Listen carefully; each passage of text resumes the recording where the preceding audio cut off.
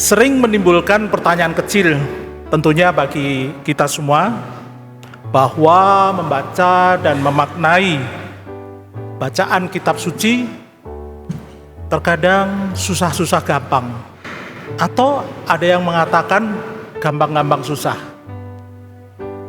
Umat Katolik tentunya sudah layak dan seharusnya membaca kitab suci yang merupakan wahyu ilahi dengan inspirasi dari Allah kepada penulisnya.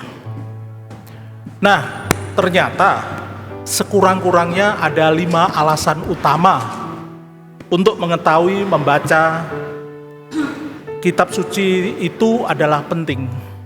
Yang pertama, membangkitkan pertumbuhan dan perkembangan iman. Jadi artinya kitab suci itu memperkaya umat dengan pengetahuan tentang Allah, sejarah keselamatan, ajaran moral, dan kehidupan Yesus Kristus.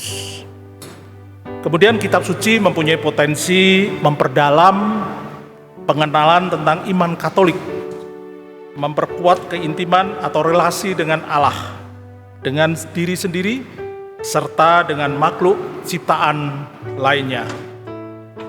Alasan yang kedua, sebagai pedoman moral, yaitu kitab suci memang mengandung ajaran moral yang mengarahkan umat dalam mengambil keputusan dan berperilaku. Dalam kitab suci terdapat perintah dan prinsip moral yang membantu umat hidup sesuai dengan kehendak Allah. Juga dengan membaca dan mempelajari kitab suci, umat dapat mengerti ajaran moral gereja dan menerapkannya dalam kehidupan sehari-hari. Alasan ketiga, menjadikan upaya doa dalam pertumbuhan rohani, yang artinya banyak doa dan nyanyian dalam tradisi Katolik didasarkan pada kitab suci. Tentunya membaca kitab suci memungkinkan umat untuk memperdalam pemahaman tentang doa-doa tersebut dan memperkaya kehidupan rohani. Sesungguhnya kitab suci juga mengandung nubuat, mazmur, dan kata-kata hikmat yang memberikan dukungan dan hiburan spiritual bagi umat dalam perjalanannya bersama Tuhan. Oma, Opa, Ibu Bapak, OMK, serta adik-adik yang terkasih di dalam Kristus. Alasan keempat, membangun pikiran lebih terarah pada perbuatan yang baik dan benar. Artinya, kitab suci mengajarkan nilai-nilai dan prinsip-prinsip yang penting bagi umat. Dengan membaca kitab suci secara teratur, umat dapat membangun dasar hidup yang bijak dan seturut kehendak firman-Nya. Alasan kelima, menumbuhkan dan mengembangkan persekutuan gereja, yaitu kitab suci itu sebagai laksana makanan dan asupan gizi rohani untuk menghidupkan dan memperkuat persekutuan umat. Kitab suci menjadi sumber bacaan pertama, bacaan kedua, bacaan Injil, homili, dan doa-doa liturgi lainnya.